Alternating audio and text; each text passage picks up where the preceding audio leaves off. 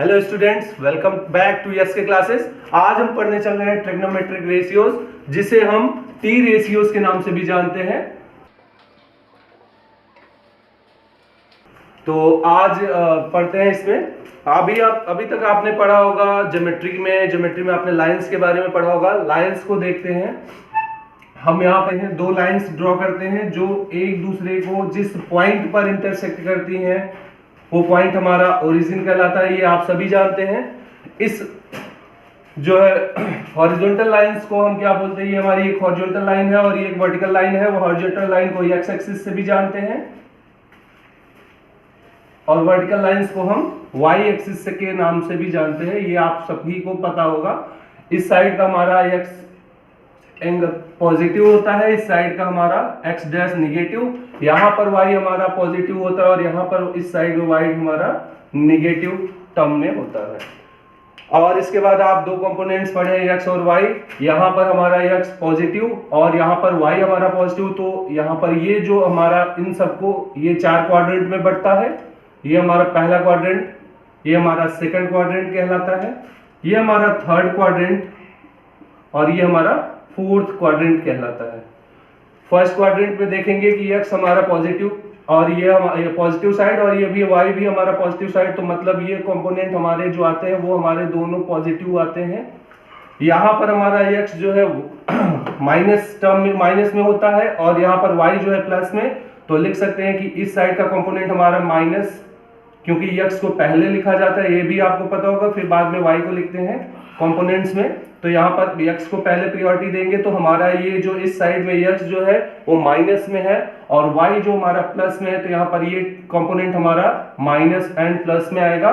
इस साइड हम अब थर्ड क्वाड्रेंट में आते हैं। थर्ड क्वाड्रेंट में हमारा x जो है माइनस में है और y भी जो है हमारा माइनस में ही है। तो ये वाले क्वाड्रेंट में हमारे माइनस एंड माइनस कंपोनेंट्स होंगे।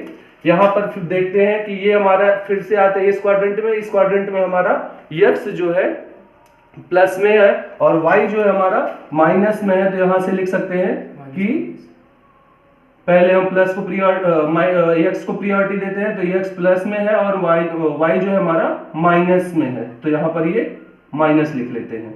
ये हमारे टोटल कंपोनेंट्स होंगे। स्टूडेंट्स इसको मिटा देते हैं, आगे देखते हैं। फिर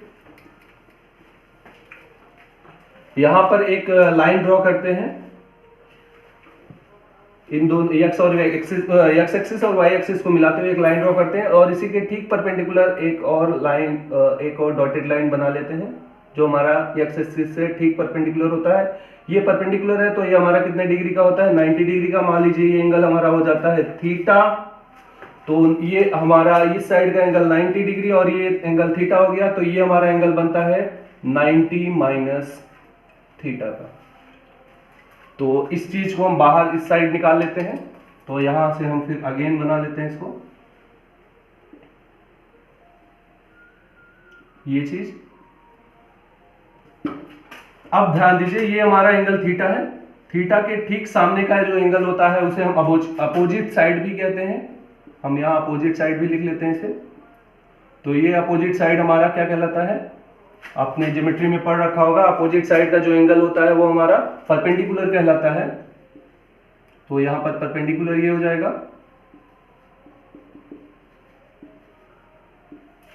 और ये जो 90 डिग्री एंगल है या जिसे राइट एंगल भी कहते हैं, राइट एंगल के ठीक सामने का मतलब ये इसके ठीक सामने का जो लाइन जो साइड होती है वो हमारी क्या कहलाती है, हाइपोटेनियस कहलाती है। तो ये हमारा जो बनता है हाइपोटेनस। और हाइपोटेनस और जो है हमारा अपोजिट साइड के ठीक सामने का मतलब कि ये जो एंगल बनेगा ये हमारा 90 माइनस थीटा होता है। तो ये जो एंगल ये बन रहा है इसके ठीक सामने के जो साइड होती है वो हमारा एडजेसेंट साइड कहलाती है। और एडजेसेंट साइड को हम क्या बोलते हैं, बेस। यहां पर देखेंगे कि हमारे 3 साइड्स निकल के आए, एक परपेंडिकुलर होता है, एक बेस होता है और एक हाइपोटेन्यूज होता है।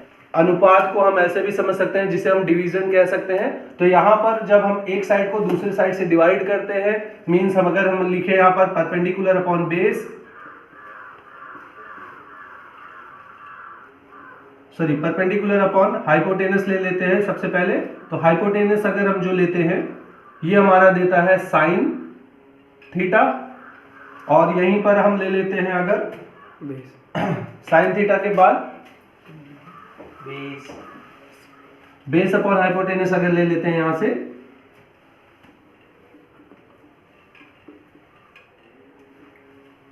तो ये हमारा दे देता है, अब की बार रेशियो हमारा ये है बेस अपॉन हाइपोटेनस, तो ये हमारा देता है कॉस थीटा। और अब जो हमारा कॉस, ये दोनों हमारे आ जाते हैं, फिर इसके बाद इधर से ले लेते हैं, तो ये हमारा परपेंडिकुलर अपॉन बेस अगर कर देते हैं, परपेंडिकुलर अपॉन बेस, तो परपेंडिकुलर अपॉन बेस हमारा जो दे देता है वो होता है tan थीटा।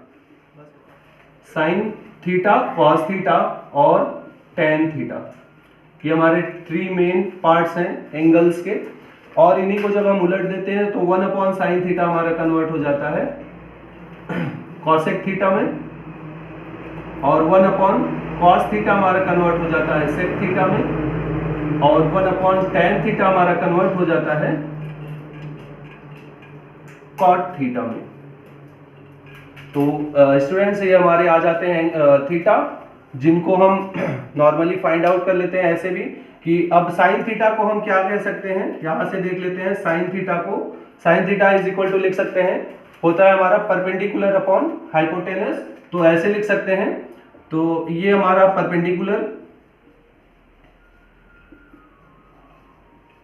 अपॉन हाइपोटेन्यूस,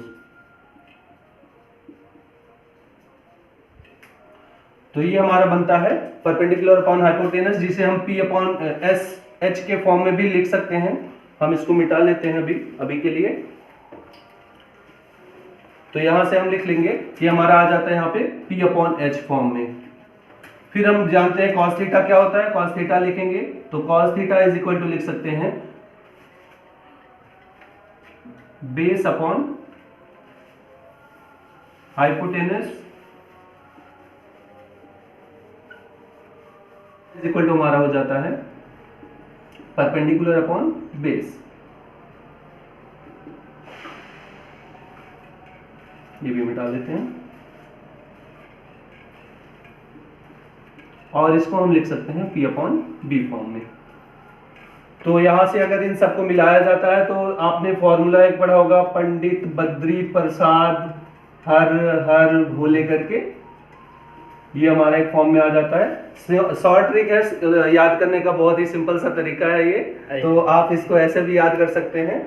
अब इसका जस्ट अपोजिट हम अगर कर लेते हैं, तो tan थीटा को अपोजिट करेंगे, मतलब बेस ऊपर ले आते हैं और परपेंडिकुलर नीचे ले आते हैं, तो ये हमारा कन्वर्ट हो जाता है cot थीटा में।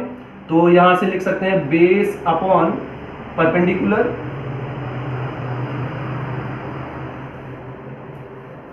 बेस अपॉन परपेंडिकुलर मतलब b अपॉन p फॉर्म में आता है।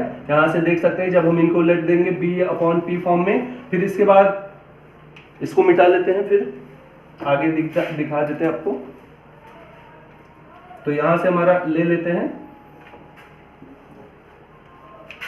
सेक थीटा, सेक थीटा हमारा हो जाता है सेक थीटा, यहां से ले लीजिए, यहां से बेस अपॉन हाइपोटेनस है तो h बी अपॉन एच जानते थे, इसको उल्टा कर देते तो h अपॉन बी फॉर्म में, मींस यहां से लिख सकते हैं हाइपोटेनियस अपॉन यहां से बेस, तो ये हमारा आ जाता है बेस, तो यहां से लिख लेंगे h अपॉन बी। और एक लास्ट हमारा जो बचता है वो हमारा होता है कॉसेक थीटा, कॉसेक थीटा जो कि हमारा यहाँ हमने लिखा है साइन थीटा का just opposite h upon P हो जाएगा, क्योंकि ये साइन थीटा का होता है p अपॉन एच, तो कॉसेक थीटा के लिए हम लिख सकते हैं h अपॉन पी फॉर्म में। तो h का मतलब हो जाता है हाइपोटेनस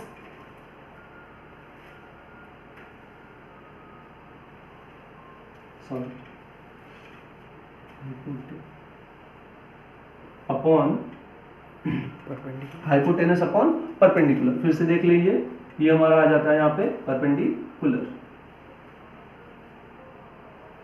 तो इसको लिख सकते हैं h अपॉन पी फॉर्म में। तो ये तो हमारे एंगल्स यहाँ पर आ गए थे स्टूडेंट्स। यहाँ से देखेंगे sine theta is equal to होता है परपेंडिकुलर अपॉन हाइपोटेनस, जिसे हम p अपॉन एच फॉर्म में भी जानते हैं, यहाँ से भी हमारा p अपॉन एच आता है। कॉस थीटा हमारा जो बेस अपॉन हाइपोटेनस होता है, तो ये हमारा बेस अपॉन हाइपोटेनस, और फिर tan theta is equal to लिखते हैं परपेंडिकुलर अपॉन बेस, तो परपेंडिकुलर बेस हमारा यहाँ से आता है, फिर इसी का जस्ट अपोजिट कर लेते हैं, मींस कि बेस अपॉन परपेंडिकुलर कर लेते हैं, तो हमारा देता है cot थीटा। cot थीटा हमारा हो जाता है b अपॉन p फॉर्म में, तो यहाँ से भी देख सकते हैं b अपॉन p फॉर्म। उसके बाद लेते हैं hypotenuse upon base, hypotenuse upon base किसका उल्टा है, बेस अपॉन हाइपोटेनस का, जो हम cos थीटा के नाम से जानते हैं। cos थीटा का जस्ट उल्टा होता है sec थीटा, ये हमने आपको पहले ही बताया। sec थीटा बराबर हो जाएगा हमारा h अपॉन बी, यहाँ से भी देख लेते हैं, ये हमारा h अपॉन बी फॉर्म में आता है। और उसके बाद लास्ट में हमारा आता है cosec थीटा। cosec थीटा किसका उल्टा होता है, sin थीटा का, तो वहां पर परपेंडिकुलर अपॉन हाइपोटेनस आता है, यहाँ पर cosec थीटा की वैल्यू जो आती है हमारी हाइपोटेनस अपॉन परपेंडिकुलर, जिसे हम h अपॉन p के फॉर्म में भी जानते हैं। तो ये हमारा जो शॉर्ट ट्रिक होता है पंडित बद्री प्रसाद हर हर भोले, ये आपने पहले से भी पढ़ रखा है।